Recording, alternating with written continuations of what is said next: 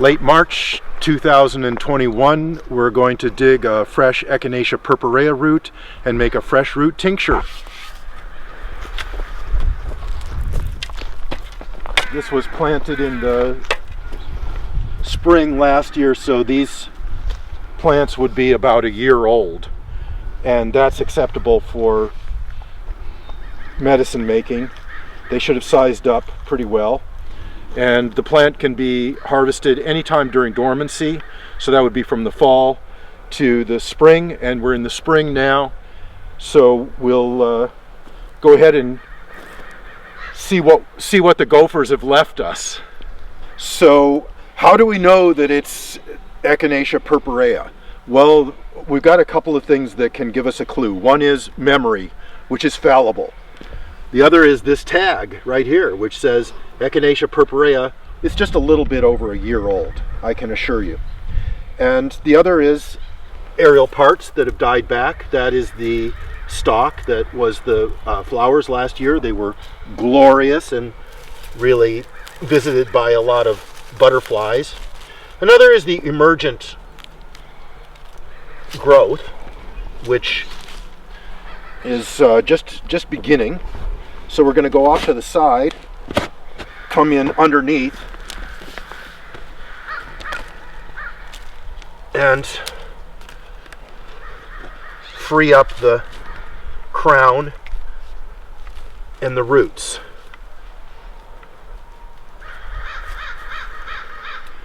This is a spreading root system. There is quite a bit of mycorrhizal activity going on there, which is always a good sign. And the roots consist of the larger roots that give way to the feeder roots. So there's one crown, and well, we might as well go for another one so that we have enough. My wife really likes Echinacea tincture, and so we'll make enough of it to satisfy both her needs and her need to give it away to anyone and everyone, whether they ask for it or not. If they've got a little sniffle, then she's going to be giving them some Echinacea. There's another one that's a little bit smaller. Let's go for 3. It's always nice to work in triangles now, isn't it? Because a triangle is such a sturdy little thing, the triangle. So we'll dig up 3. This one feels like it's going to be a little bit bigger. There's a clover off to the side. We'll leave that off. And again, the gophers have left us quite a bit of good material to work with. So we'll remove all the necrotic tissue. That's not useful. That no longer has any medicine in it. But the rest of the plant is full of active constituents that stimulate the immune system. So we'll go from here to the screen table where we'll wash the roots. Echinacea purpurea roots fresh, tools for washing and chopping, a garden hose, a bowl for keeping, a cutting board. Doesn't necessarily need to look like a pig, although pigs are real good for that. Snips and a knife. The screen table is something that you'll end up using constantly when you're doing this work.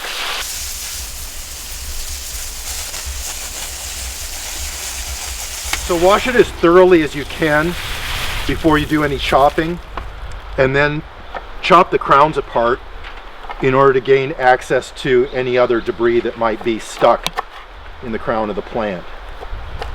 And then wash it again.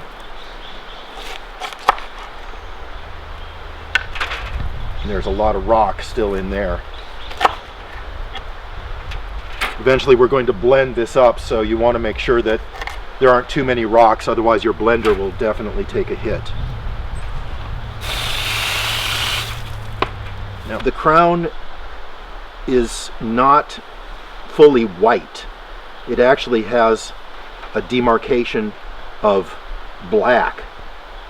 And this is melanin, which is actually the result of bacterial activity, endophytic bacterial activity within the root.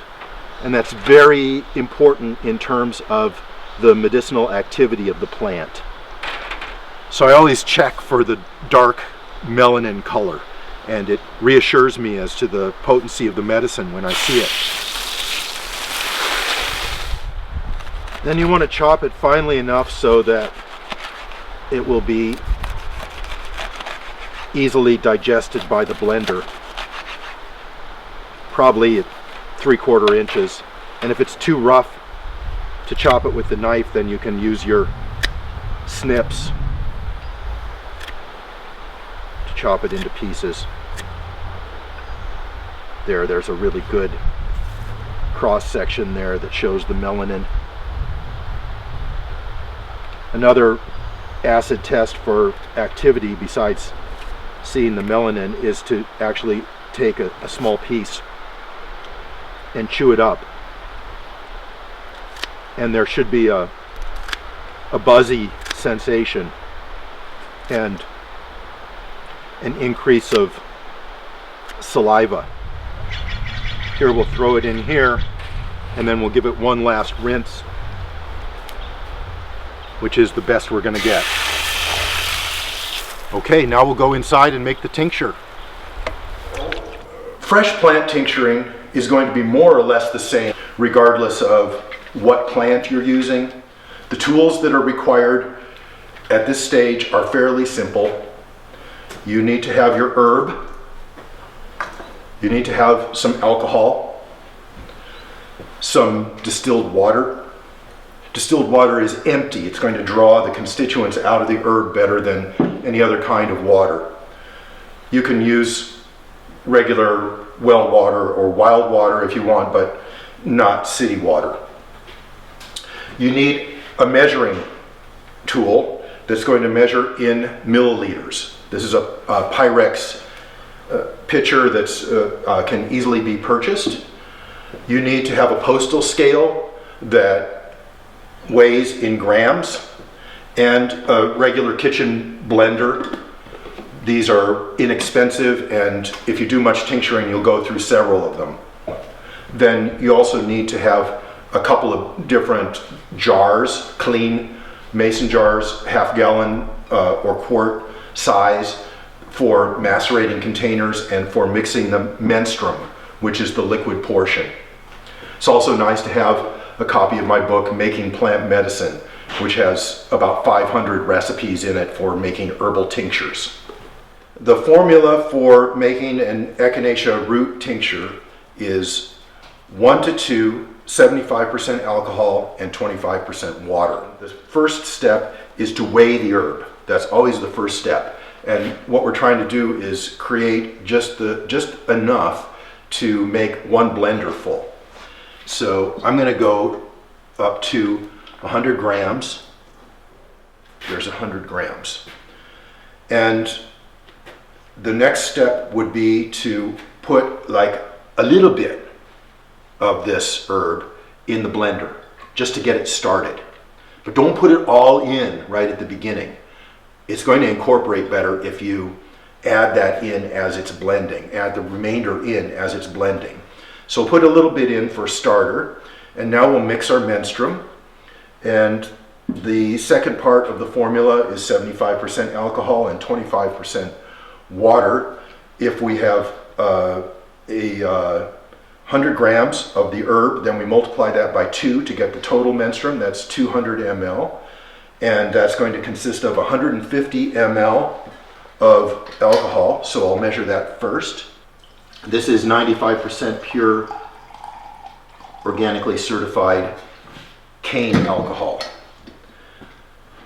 The menstruum always gets mixed up in a separate container. Now we're going to put in the water portion. Okay, there's 50 ml of water.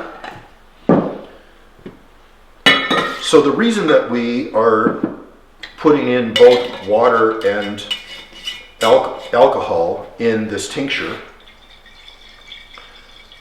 thoroughly blend your menstruum, is because there are alcohol soluble and water soluble constituents in the herb. And that is kind of the science of extraction, is to design a liquid menstruum that effectively dissolves all of the active constituents. The alkylamides are alcohol soluble. The polysaccharides are water soluble. So we're using both alcohol and water. Then you pour the menstruum all at once onto the herb. And if you'll excuse me a minute, I'm going to turn this on. And you can see how it's vortexing. That's very important. So now the first bit has been ground up, and we're going to go ahead and add in the rest.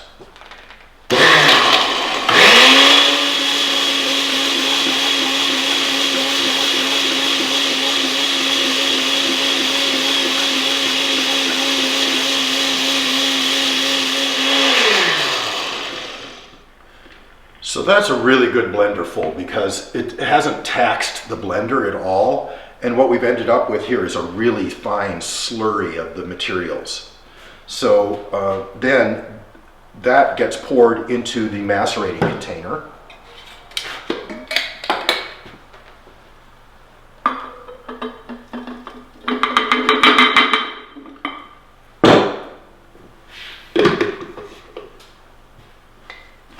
And then you just go ahead and do it again. You measure out your 100 grams again, put a small amount in,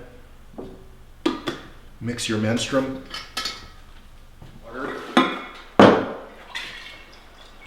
It's an azeotropic combination of alcohol and water. It heats up a little bit, lets off some energy. Always pour the menstruum on top of the herb. And you keep going.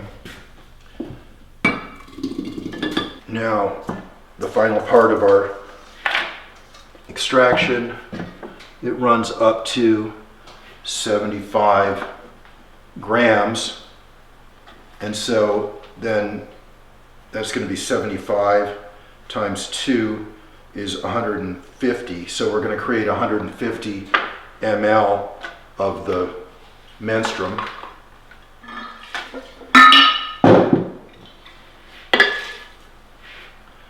And we're consistent with our threes, aren't we? Because we did the 3 roots in 3 blenders full.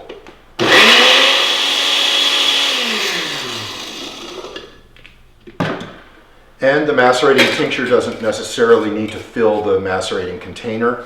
This is just fine. Gives you lots of headroom. This gets shaken every day for 2 weeks and then gets expressed through a strictly medicinal tincture press. The macerating container is labeled with the herb name, Echinacea Purpurea. Fresh root, that's the plant part, and the state. 1 to 2 is the formula, 1 gram of herb to 2 ml of menstruum, 75 alcohol to 25 water. That's the second part of the menstruum formula. And the date, 3/21/21. 3/21/21. There's the 3 again, the magic 3. And 21 is divisible by 3, that would give us 7s. Well, then there's an arrow that just points forward into the future. And that reminds us that the tincture was born on 3/21, but will be shaken and expressed into the future. And then we can also think that in the future, when people take this herb, it will be good for them, and there will be no adverse reactions. The Echinacea Purpurea is very safe, and that the immune system will be stimulated, and people will stay well through using this good medicine.